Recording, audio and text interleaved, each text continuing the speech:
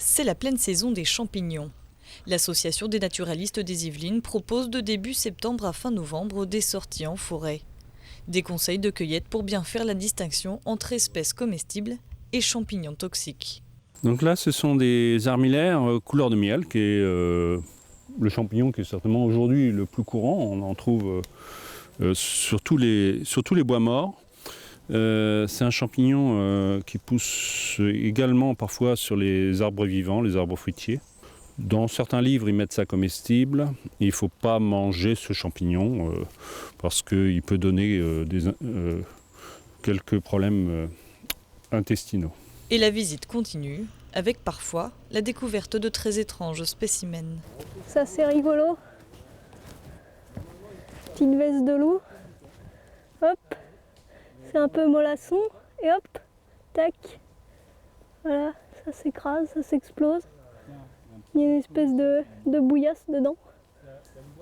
Pour une cueillette idéale, certaines règles de bonne pratique doivent être respectées.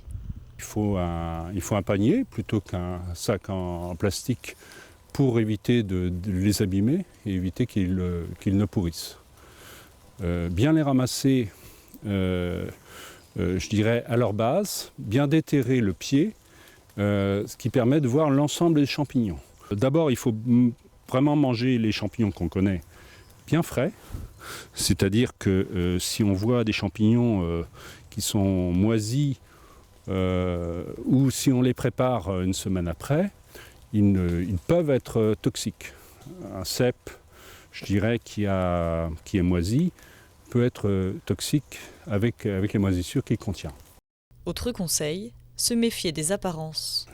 Les cèpes ou les girolles ou d'autres champignons ont leurs sosies qui ne sont pas comestibles. Donc il faut faire attention. Et on peut avoir des intoxications et on peut également, ça peut être relativement dangereux avec certaines amanites en particulier. Pour un ramassage en toute sécurité, il est donc préférable de s'entourer de mycologues. C'est un Velérus, oui. Car même les plus fins connaisseurs se font piéger. Il n'est pas très bon, plutôt amer. Et je peux même goûter le lait, vous voyez, il y a des gouttes de lait blanc qui exsudent. Je peux même goûter le lait avec le bout de la langue,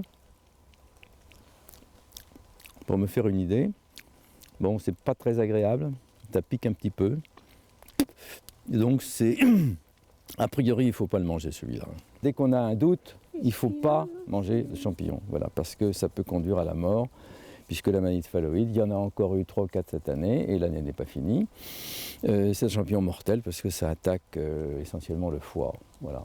Bon, très bien, très bien. Attention donc aux cueillettes dangereuses. Chaque année en France, 1 millier d'intoxications sont causées par des champignons.